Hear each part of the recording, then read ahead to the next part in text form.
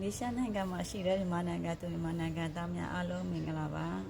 UNHCR ကကိုင်ဆောင်ထားသူတွေရော New Register သမားတွေရောအကုန်လုံးဖုန်းနံပါတ်ကို update လုပ်တဲ့အကြောင်းကလေးကို share လုပ်ပေးသွားပါမယ်နော်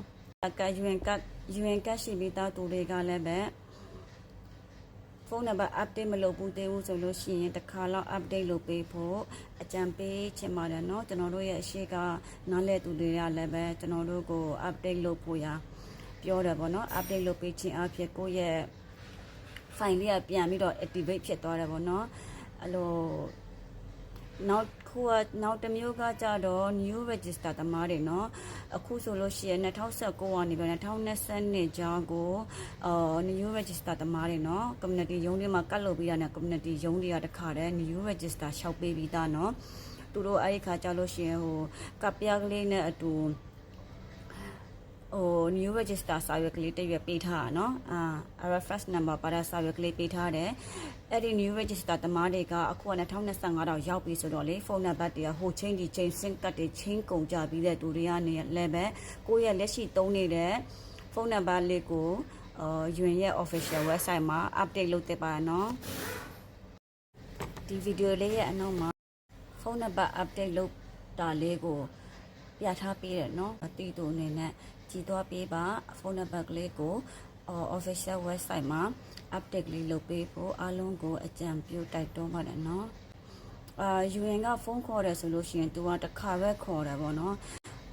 တနေ့ကိုနှစ်ခါလောက်ပြန်မခေါ်ဘူးတစ်ခါခေါ်တဲ့အချိန်မှာကိုကကင်လိုက်မိဖို့လိုတယ်ပေါ့နော်အဲ့ဒါမို့လို့ကိုရဲ့ဖုန်းကို office hour ပေါ့နော်မနေ့၈နာရီလောက်ကနေပြီးတော့ညနေ6နာရီကျော်လောက်အထိကိုရဲ့ဘောင်းဘီအိတ်ကတ်ထဲမှာထည့်ထားပြီးတော့ဖုန်းလာတိုင်းကိုစစ်ဆေးစီချင်တယ်ပေါ့နော် UN ကဖုန်းဆိုလို့ရှိရင်တော့အလွဲမခံပါနဲ့သူကတစ်ခါခေါ်လို့မရရင်2နှစ်လဲကြာချင်ကြာနိုင်တယ်နော်ဒီထဲမှာကလည်းကြာချင်လဲကြာသွားနိုင်တယ်နော်ခေါ်ချင်မှလည်းခေါ်မယ်ဆိုတာအဲ့လိုမျိုးလေးရှိတယ်ဘာလို့ဆိုတော့လူတွေကအများကြီးဆိုတော့လေဖုန်းနံပါတ်ကလေးကိုဂယူးဆိုင်ဖို့ရလဲမှာချင်ပါတယ်เนาะဖုန်းကိုလေကိုနဲ့မကွာအမြဲထားပါเนาะဒီနေ့က Google မှာ UN ရဲ့ website ကိုရှာပြီးတော့ဖုန်း update လုပ်တာလေးကိုပြန်မယ် Google လေးထဲဝင်လိုက်ပြီး Refugee Malaysia ORG ရိုက်ရှာမယ်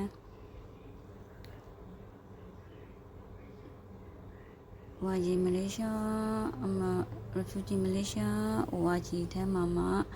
အဲ့ဒီအောက်က contact ပါလာလေးကိုရွေးမယ်နော် contact နဲ့ဟာလေးကိုရွေးမယ်ရွေးရုံးရဲ့ဖုန်းနံပါတ်ကလေးကိုလည်းပဲကိုယ့်ရဲ့ဖုန်းထဲမှာတင်ထားပေးပါ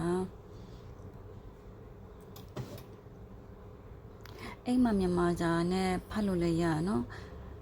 ကိုကတော့အိမ်မှာ contact ကို update လုပ်တာလေးပြမယ်အိမ်မှာသူကoption လေးရွေးပြရမယ်နော်ကိုက register ဝင်ပြီးသားဆိုရင် register ရှိပြီးသား register မရှိသေးရင်လည်း I am not register ကိုရွေးရမယ်နော် I am not register ကိုရွေးပြီးသွားဆိုလို့ရှိရင်သူကအောက်မှာမိထားတဲ့ဘာကူညမလဲဆိုလို့ရှိရင်အိမ်မှာကိုကဖုန်းနံပါတ် update လုပ်မယ်လို့ရွေးပေးပါနော်အိမ်မှာဆိုလို့ရှိရင်သူ option တွေအများကြီးပဲ